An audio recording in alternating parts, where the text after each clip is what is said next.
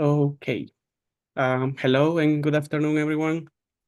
Thank you for joining us this afternoon for the first webinar on this 5-webinar series for Project LAMP that we will be presenting to all of you this spring and summer semesters.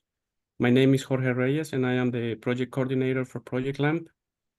Project LAMP is a USDA NIFA sponsored project under the name Optimizing the Cost Effectiveness of Lighting in Controlled Environment Agriculture. And through this project LAMP, our team is helping growers get more value out of their lighting system by providing horticultural and economical information, tools to manage lighting for optimal crop growth and quality, and of course, to maximize the return on investment.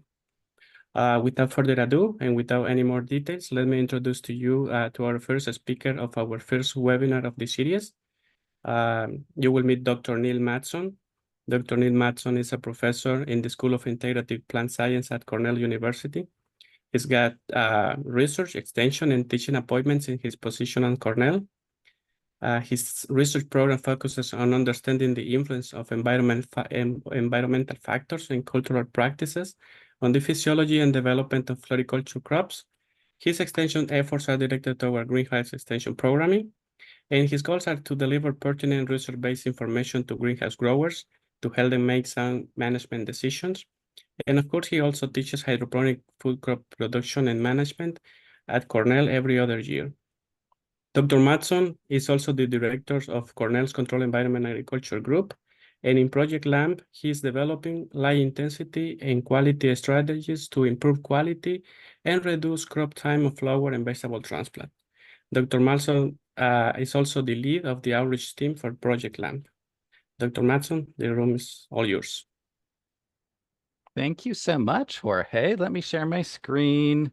Okay, we'll begin. So we'll talk about a bunch of different online tools that are available from Project LAMP that can help growers as well as researchers make decisions with the lights that they implement. And just a little bit about Project LAMP. Project LAMP was a multi-institutional, multi-year project that was originally developed through Mark Van Eersel. And we refer to him as our leader in memoriam now that he's passed away. And Mark really saw a need back then, this goes back 5+ years ago, to look at, take a step back at supplemental lighting in greenhouses or sole source lighting in indoor farms. And besides asking what is the right type of light for my facility, whether that be LEDs or HPS, is we also need to understand how crops respond to light and where it's economical to add supplemental light or add additional light. And so the project has brought together engineers and horticulturalists and economists and other specialists that have looked at different ways of sensing plant responses and controlling light and understanding how plants respond to light. Our current leader now is Dr. Renito Farazi at the University of Georgia, and we continue on. And I have my own story with Mark, about Mark, that I wanted to share. So I've known Mark for 15+ years as a faculty member, and relatively early in my career, I was happy when Mark reached out to me to ask if we would be interested in writing a review paper together. That one was actually on strategies to fertilize crops efficiently. And so we went ahead and wrote this manuscript and submitted it. And one of the reviews came back, and we often get these reviews that find all these picky details, and we go back and change them in papers. But one of the reviews said that this was the worst review paper that they had ever read. And they didn't provide very constructive criticism. And I remember feeling kind of downtrodden, and forwarded that to Mark. And his first response was, it seemed like most of the suggestions were pretty minor, except for reviewer number 3, who seems to recommend a public burning of the manuscript and all computers used to prepare it. But we should probably ignore that suggestion. And indeed, we did. That gave me the encouragement I needed to revise the paper and resubmit it. And indeed, it was accepted. And then when it was accepted, Mark said, perhaps we should add an acknowledgement to the manuscript. We thank 3 of the 4 reviewers for their constructive criticism. So to me, that was just a great example of Mark's kind of dry sense of humor and matter-of-factness, but also his way of encouraging both new faculty members in terms of myself, but the graduate students that he interacted with as well. So, okay, we'll dive into lighting. And what I want to do is start out with just a reminder of the units or the terms that we use to talk about lighting for plants. And some of the terms that are used, like the energy efficacy or the light output of fixtures, because those things are going to come in handy when I then talk about these lighting calculator tools. So if we look at what the sunlight gives us, it's very broad spectrum light, and this is the graph on the left. So we have on the x-axis is what is the wavelength of light in nanometers, and then we have the relative intensity on the y-axis. So the sunlight gives us below 400 nanometers. That's referred to as ultraviolet radiation. And then we get all the colors of the rainbow from 400 to 700 nanometers. So we get the violet to blue to green to yellow to orange to red. And then past red, we get far red radiation that we're increasingly learning is important for plants for signaling how they grow.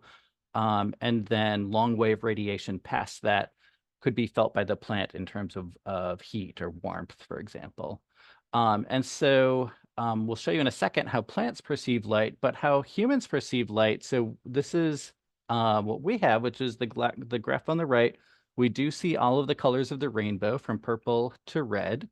However, our eyes are really attuned to see these mid-range wavelengths, so green and bright yellow and bright light blue. Those are the types of colors we see very well.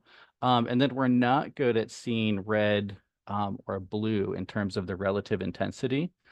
So it turns out that our eyes are not a very good way of kind of quantifying light.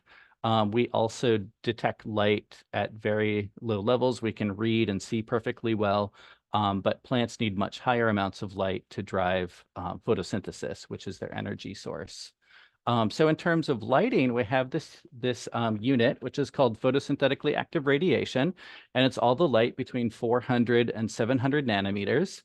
And where this comes from is McCree, and there's been other people that have done this work, but they exposed plants to different wavelengths of light, and then they looked at how they responded in terms of photosynthesis. And so in this work by Keith McCree, there was actually a little bit of photosynthesis with ultraviolet light, but then most photosynthesis happens between 400 and 700 nanometers with a small peak at blue, a little bit of a dip in green. And actually, if plant leaves look green to our eyes, and it's not because they reflect all green light or don't use green light, but they do differentially reflect more green light, more green than other colors. So they do use green for photosynthesis, just not quite as effectively as blue. And then at red, we get a nice peak in photosynthesis as well. To make things easier, plant scientists decided a long time ago is that we would consider all of those wavelengths equally between 400 and 700 nanometer. And the unit that we use is micromoles per meter squared per second. And a micromole is just a very large number. A mole is 6 times 10 to the 23rd. We use that term in chemistry. So a mole of hydrogen atoms weighs 1 gram, for example. In this case, so it's a micromole is 6 times 10 to the 17th. So that's lots of particles of light that hit a square meter per second. And that's the unit that we use for plant lighting. And then the light integral, or the daily light integral, is the accumulation of all of the light that's received in a day. So then an hour has 3,600 seconds, and then a day has 24 hours. And by the time that we get to that daily light integral, there's, of course, then more particles of light than there are in a second. So then we use the term mole, which is 6 times 10 to the 23rd. So when we talk about light targets for plants, the DLI is in moles per meter squared per day. And so you measure plant light with what are called quantum sensors, and they usually cost about $300 up to $1,000 for really nice fancy ones. And they will show you then all of that light between 400 and 700 nanometers. You can get handheld ones like the one on the right, or you can get ones that you connect with data loggers. I like this one on the bottom that it's actually a little meter that you can place in a spot, and it will log and record light that it receives every day for several days. So ultimately, if we want to convert between instantaneous light, which is the intensity of light that we measure at 1 second in time, to daily light integral, the math is actually pretty easy. We just need to multiply times the number of seconds in an hour times the number of hours, and then divide that by 1,000,000 micromoles per mole. So in this example, if let's say we have a high pressure sodium fixture and it gives us, in terms of instantaneous light, 200 micromoles per meter squared per second, how much light will it supply if that's kept on for 12 hours? And so we just multiply 200 micromoles per meter squared per second times 3,600 seconds per hour times 12 hours. And then we divide that by 1,000,000 micromoles per mole. And that tells us that we get 8.64 moles per meter squared per day. So sunlight, if we're growing in a greenhouse, gives us a lot of light. However, it can be really variable according to the year, at least if you're in a cloudy location like I am in upstate New York. And I love showing this graph. This was made by Lou Albright at Cornell across a 14-year period of time. So each of these dots represents the daily light integral for 1 day. And then we have day of the year, which starts at January 1st is day 1, and then December 31st is day 365, or I guess in this year, 366, because it's a leap year. So the middle of the graph is the middle of summer. And so what we find is the maximum daily light integral we can get from the sun is 65 moles per meter squared per day. But the interesting thing is, at least in our location in New York, there's a lot of days that are cloudy in the summertime, and we will get 10 times less light than that. And then in the wintertime, the maximum amount of light we can get from the sun, because we have a shorter day length in the wintertime, is about 17 moles per meter squared per day. But if we look at kind of January and then December, we see that it's, for us, pretty rare to get those really high mole days.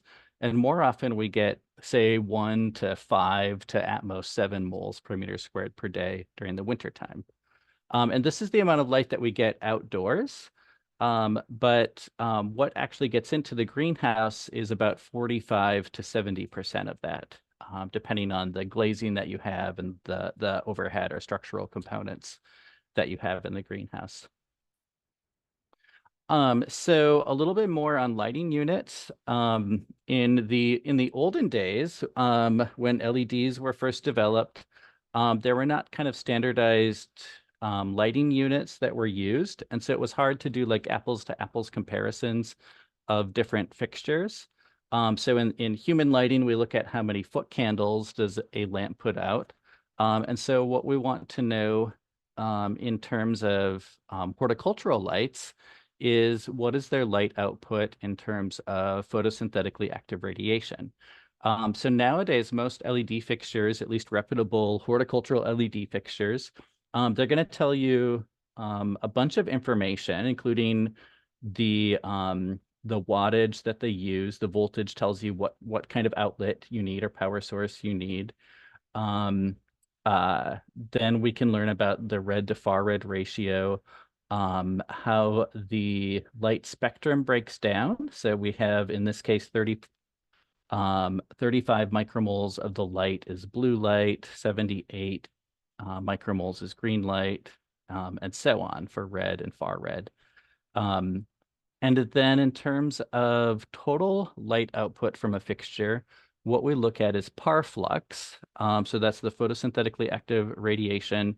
And the unit here is micromoles per second. So this particular fixture outputs 191 micromoles of light per second. This doesn't tell us how that light is dispersed, but let's say if we could cover 1 square meter with that fixture, we would have an average of 191 micromoles per square meter per second in that case. And then another really important thing is looking at the light output divided by power consumption, we can calculate the efficacy. And the photosynthetically active radiation efficacy is a number that's in micromoles per joule, and higher means better. So higher means that we get more light output per unit of energy. And so with the conversion factor here, basically we just need to divide par flux by power. And then we have to know that a watt is 1 joule per second. So the math works out. So what have we learned about how LEDs have improved over time?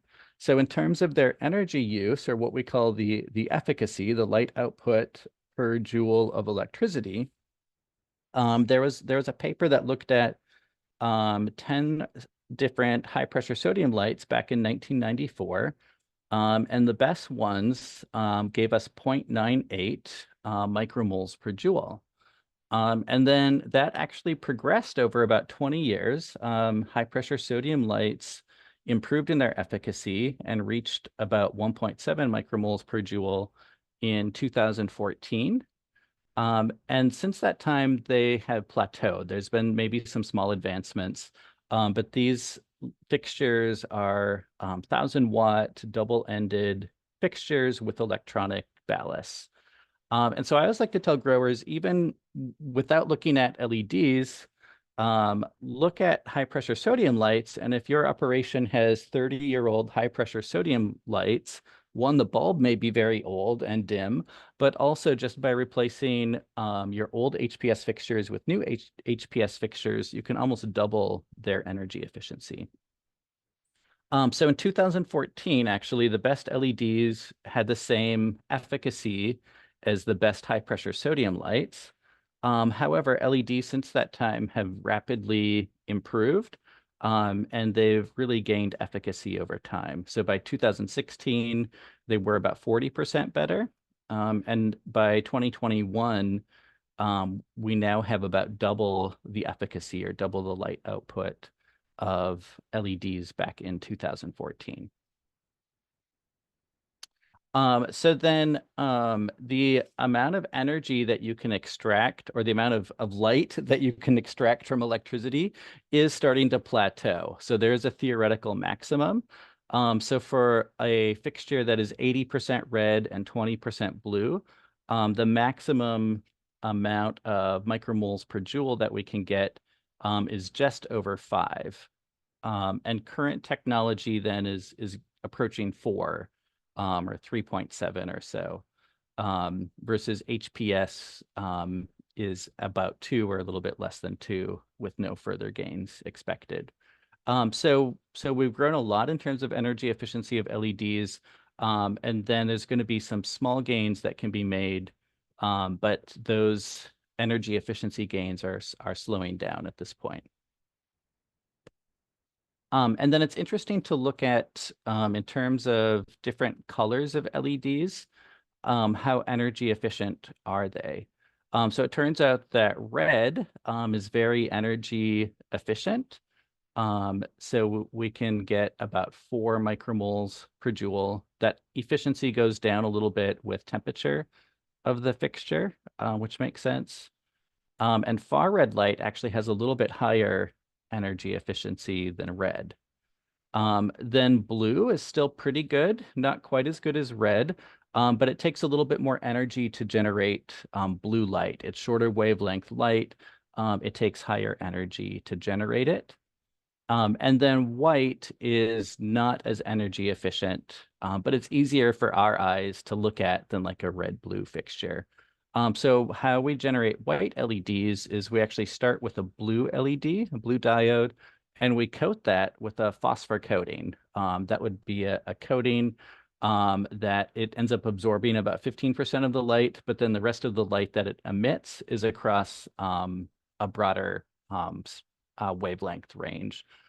So that kind of gives us all colors of the rainbow, which makes it look white to our eyes. And then the operating temperature of the fixture impacts how long these diodes can last and give out a good output. And so if we start with 100% light output, and our operating temperature is, this would be in degrees Celsius, I believe, 55 degrees Celsius. Those LEDs can be operated for about 50,000 hours and lose about 7% of their total output. If we don't have good temperature control on our fixtures, if they don't have a good heat sink or a fan, and our temperatures heat up, we can see that we can lose our operating hours very quickly. So at 105 degrees Celsius, something that would have operated for many thousands of hours now loses its output very quickly and will only operate for about 3,000 hours before it loses 5% of its output. Okay, so then before I get into these lighting calculator tools, just a little bit more on selecting lighting fixtures. And so in terms of the total quantity of light that we supply per unit of energy consumed, then where I was interested in that, that efficacy number, that micromoles per joule number. And then higher means we get more light output per unit of energy. Of course, another thing that we're thinking of is the initial cost. And so that's the number of dollars per fixture times the number of fixtures that we need to get a target daily light integral. Then we have the lifespan, which we need to think about. This is often reported as either Q70 or Q90. And what that refers to is, if we take Q90, for example, that means it's the number of hours that you can operate the fixture, and they dim a little bit over time, but the number of hours that you can operate the fixture to get, you've only lost 10% of total light output. So it's still operating at 90% light output.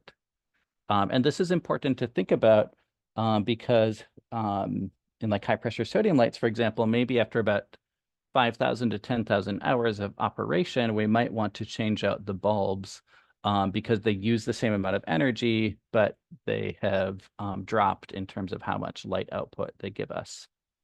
So then for fixtures that have bulbs, we would think about the bulb replacement cost.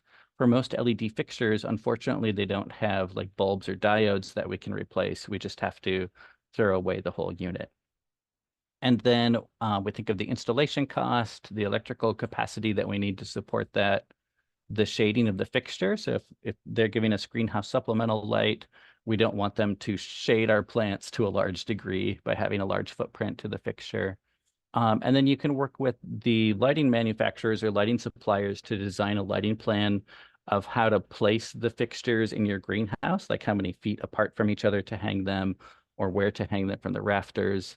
And that will tell you the uniformity of the light plan and the instantaneous light output that you can get at crop canopy height. And then we won't go into it today, but other folks that work on Project LAMP have done quite a bit of work with the spectrum or the wavelength of light and the effects that that can have on plant quality. So in terms of some of these characteristics, like their energy efficacy and the Q90 and whether fixtures have warranties, a question that many growers ask is which LEDs meet energy efficiency and reliability criteria.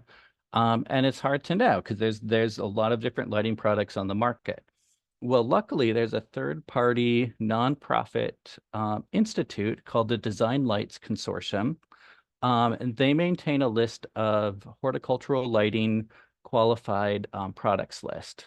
So you can go to their website, designlights.org, go to horticultural lighting, and then you can search for registered LED fixtures that meet certain criteria. And these are designed for North America. And many energy efficiency programs, for example, some utility companies will help you adopt energy efficient LEDs by paying you some fraction of your upfront cost. But they often look for a fixture to be registered with the Design Lights Consortium to know that it's a suitable fixture. And then DLC revises their criteria every 2 years to become a little bit more rigorous over time. And here's an example of what you can find on their website. And let me back up for a second. Their current criteria is version 2.1. So the minimum efficacy that they're looking for is 1.9 micromoles per joule. That has to have a lifespan of at least 36,000 hours, which is the Q90.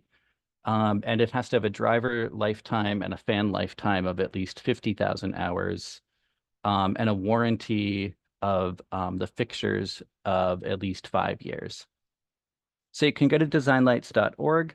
I think nowadays, unfortunately, you have to register for a free login or free username, but then you can go through and search according to different metrics. Like you can be like, okay, show me all of the fixtures that qualify that are more than 3 micromoles per joule, or fixtures that have a given total brightness, the total photon flux, for example.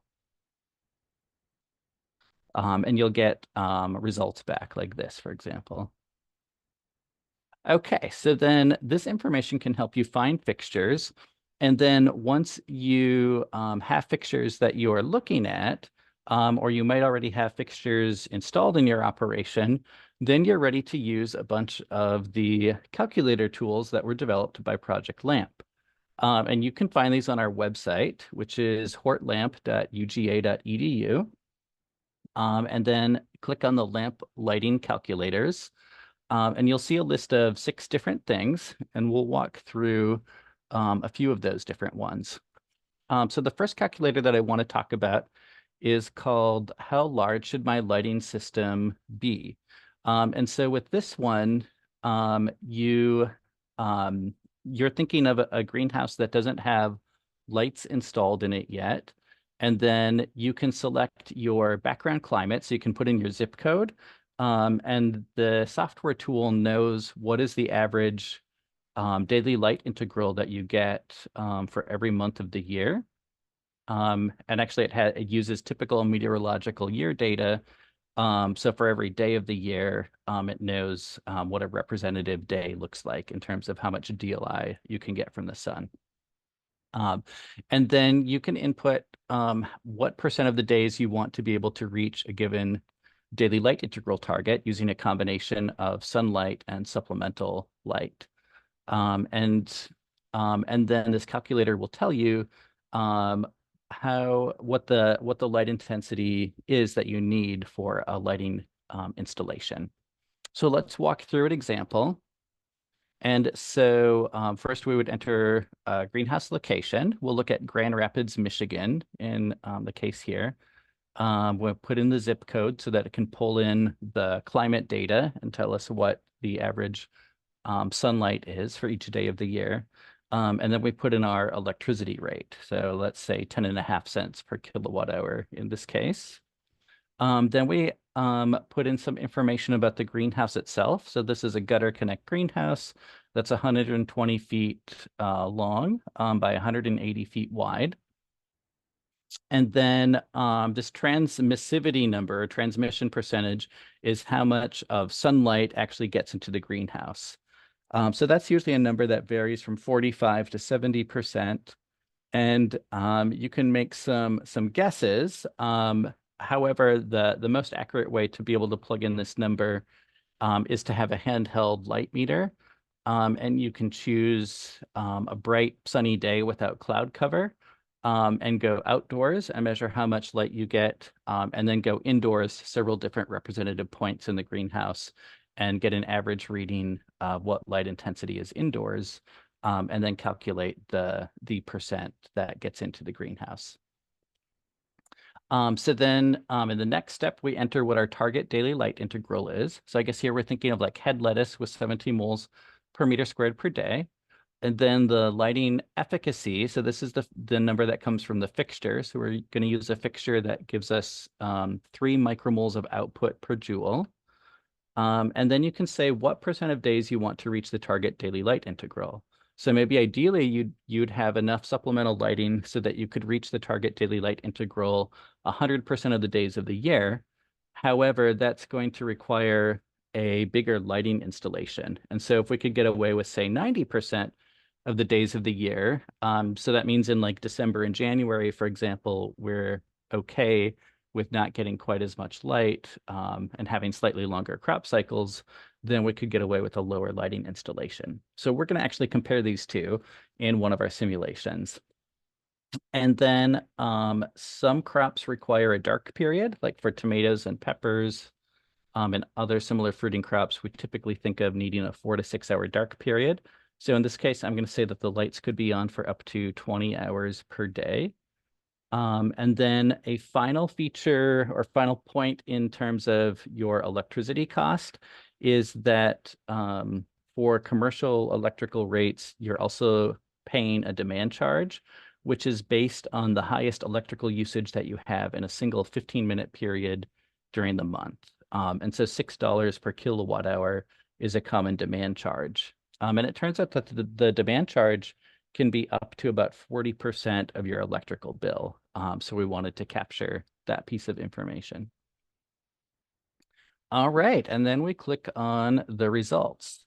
And so what we can see is, so in this case, we have the potential to use light or 100% of the light January through December. If you want to, you can go back and edit those separately. And you can say, for example, I'm not going to use light at all from April to September and see the effect that that has on your lighting costs or your ability to hit the DLI target. And then the graph shows us what the sunlight gives us in a typical meteorological year. So these blue dots are where the sunlight gave us, and this accounts for that transmissivity factor into the greenhouse. The blue dots show us where we got more than our target DLI, and it probably means we'd want to shade if we're growing like head lettuce on those days. And then the red dots show us where we did not, from sun, get the target daily light integral. And then the graph on the light adds up or tells us the amount of supplemental light that we need to complement the sun. And so we see many of these days in the middle of summer, for example, when we need 0 moles of supplemental light because we have enough sunlight. And then these blue dots show us where the days that we need supplemental light. And then the red dots in this case show us days where we can't, with this lighting installation, we can't achieve that 17 mole target. So in this case, this was saying that I want to hit my target 90% of the days of the year. And so it calculated that I need a 176 micromoles per meter squared per second fixture lighting output. And then that for operating that for 20 hours a day can give me up to 12.7 moles per meter squared per day. Then it tells us the cost of that lighting, so the electricity cost in terms of dollars per year, either per acre or for the design footprint that I specified, that 120 foot by 180 foot, as well as the demand cost. And so I did a run where we looked at having 100 higher lighting installation that allows us to meet the daily light integral target 100% of the days of the year. And so our lighting costs per acre do go up slightly versus the left, which is meeting it 90% of the days of the year. So if I wanted to meet my lighting target 100% of the days of the year, I would need to have a lighting installation with 223 micromoles per meter squared per second, which can over 20 hours give me 16 moles of light per meter squared per day. So achieving that 100% DLI target means that I need a lighting installation that's about 27% larger than if I only hit that 90% of the days of a year. Okay, so that was one of the calculator tools. Another one, which we think of as kind of the opposite of this one, is how often will I reach my target daily light integral? And so this calculator works well if you have an existing lighting system, and you know what its output is in terms of what is the micromoles per meter squared per second that you get at crop canopy level.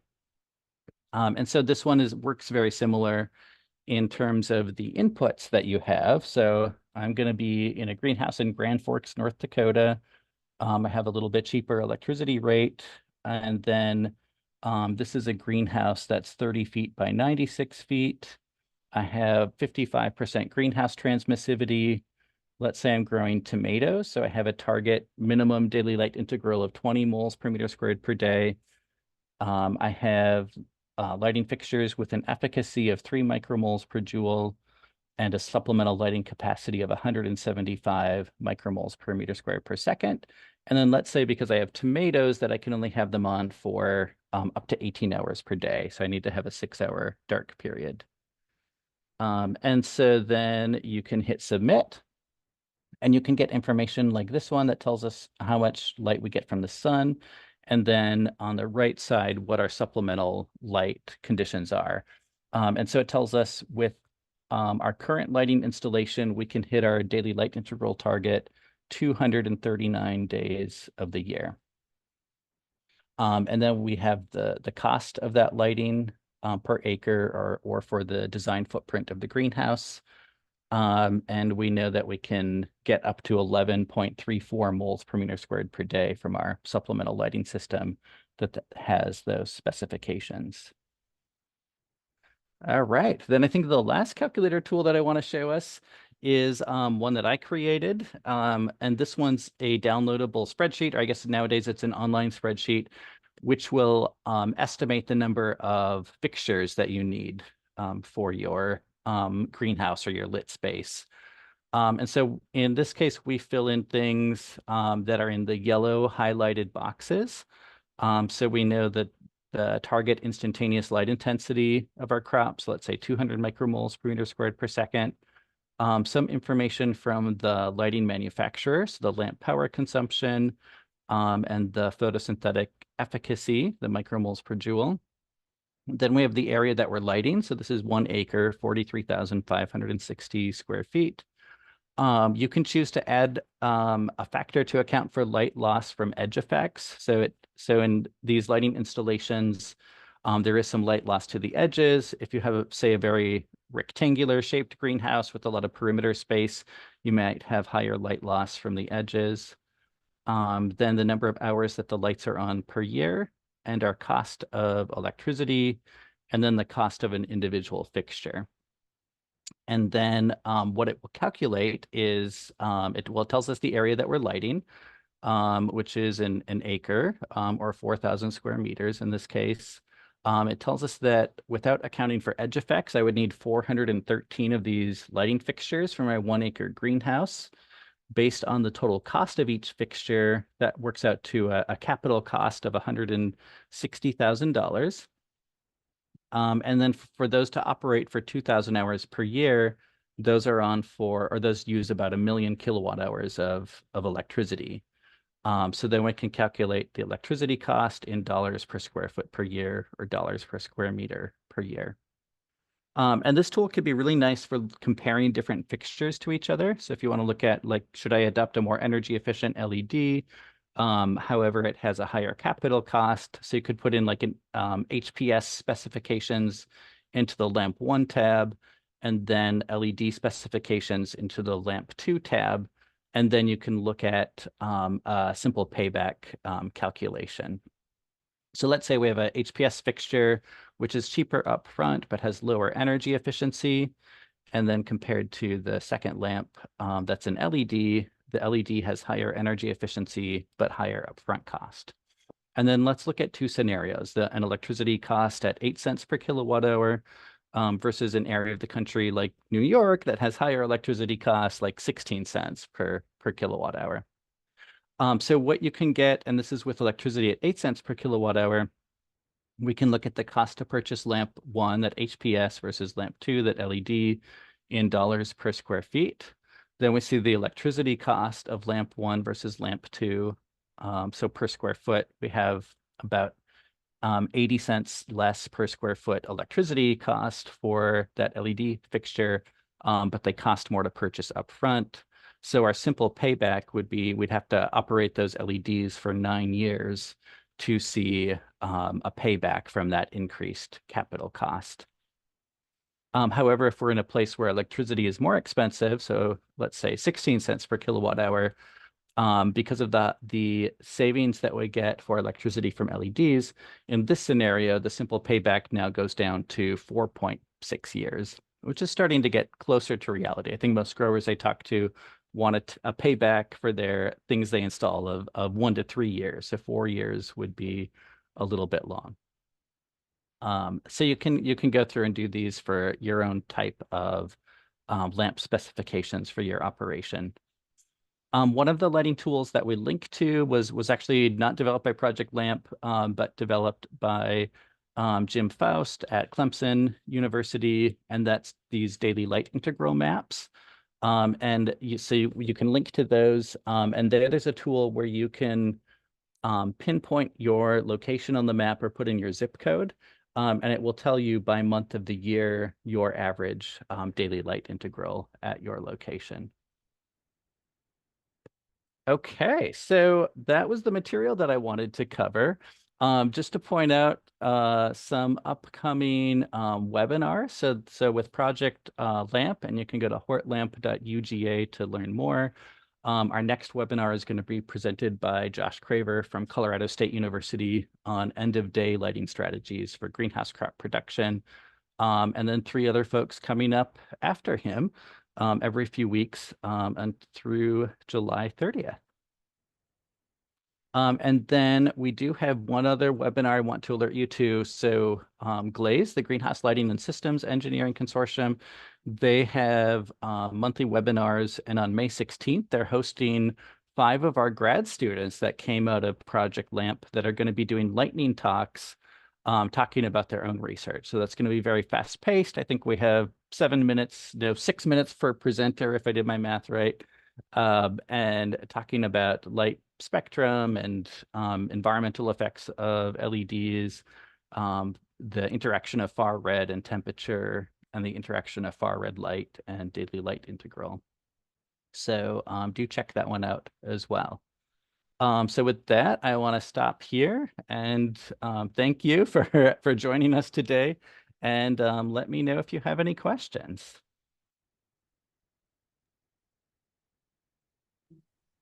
Thank you, Neil. Very, very interesting presentation. Yes, if somebody has any question, feel free to ask here or send us a message to the chat as well. Perfect. I do have a question. Yeah, go ahead, Renita. Yeah, tell me more about the clothing that you are wearing, in the last picture. Right. So this is good. This is a greenhouse that I visited in Leamington, Ontario, where they produce a lot of greenhouse vegetables. I believe this one was a cucumber producer. And so they have pretty strict kind of sanitary requirements for entering that greenhouse. They want to make sure that I'm not tracking in pests and diseases and food safety organisms. So here I am suited up, covering my shoes and wearing this Tyvek suit. And I think before this picture was taken, I was also wearing gloves as well. I bet it was nice to see you wearing that news. I have a more generic question. So great presentation. I do think those calculators are there to be used, and hopefully, the people that attended here will use and spread the word about them. So one question that I received from my associate in research recently was something kind of puzzling. So we are moving towards LED lights due to many advantages. However, the college, for example, here is not seeing any advantage on reduction in light use because we are replacing HPS lights by LED lights. Mm-hmm. And the majority of the conversion, had been done by replacing fixtures with the same wattage. For example, Right, right. So then you're going to get higher intensity light, but mhm, not necessarily save energy per greenhouse. And we absolutely. we have the same situation at Cornell, actually. And so then in that case, we're not saving energy per greenhouse, but our researchers that use that space can get quicker crop turns. So for example, I'll just make up a hypothetical example, but our plant breeder with corn, like maybe previously it took them 4.5 months to get through a generation of corn from seed to seed. Maybe now they can get through that in 3.5 months or 3 months. And so we're not like selling product like per kilogram, like heads of lettuce or something like that. However, we can get through research trials more quickly. And so in that way, we can be more efficient in that space. So we somehow have to, in the commercial world, then we think about like how many kilowatt hours of electricity did it take per pound of tomatoes or per kilo of tomatoes. And LEDs will give us that. But then in a research perspective, yeah, it's like what does efficiency mean? And so it means getting through trials more quickly, for example, or having higher quality plants in trials, so that you can get better results. So that might help a college be ultimately get away with less greenhouse space, but have the same research output. Does Yeah, that make sense? no, absolutely. Yeah, great point in there. So I believe that idea should, also be brought up to the attention of whoever is using these calculators, because at the end of the day, so we are basically talking about the same wattage with more efficiency. So there are other very positive impacts of, using LED lights in production other than just, a one-to-one replacement. Yes, exactly. Right, right. So the tools are more for the commercial world, but when we get into those research examples, then reach out to researchers like us and me and help you figure out what is the value proposition for a lighting system.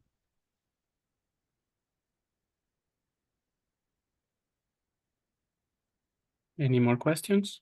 Hi, Neil. Hey, Amanda, nice to see you. Nice to see you guys. Mhm.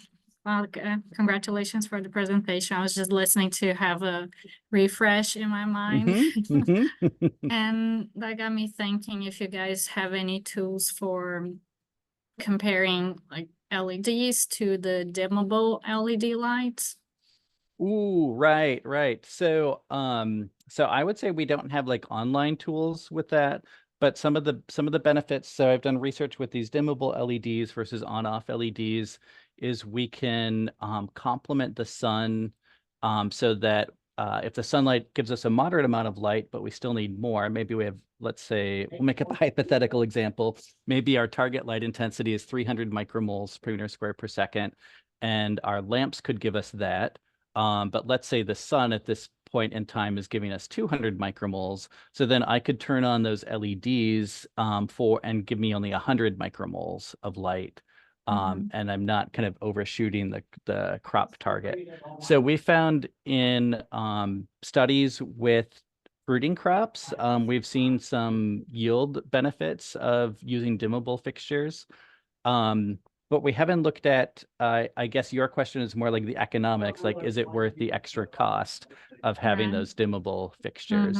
Because I know that I guess I don't know, I just assume that they're more expensive up front than the regular. Right. They tend to be a little bit more expensive up front.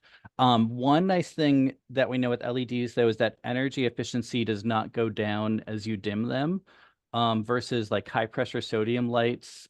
It's not common that people could dim them, but some were dimmable, and you actually lost energy efficiency when you dimmed them. For LEDs, they actually get a little bit more energy efficient if you underdrive them instead. So if you dim them. So I think you'll see a tiny bit of energy efficiency improvement with dimming. But then I think in the end, what you'll see is like a crop quality and hopefully like yield effect of having like the same daily light integral stretched out across more hours of the day, so that you're not at those like peaks of photosynthesis. Yeah. Well, thank you again. Yeah, great question, and nice to see you. Nice to see you too.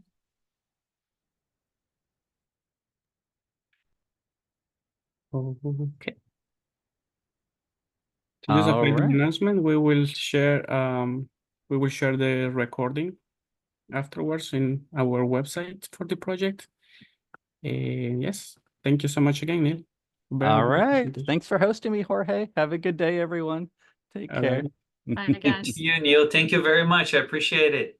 You Bye, too. everybody. Bye now. Thank you, everyone.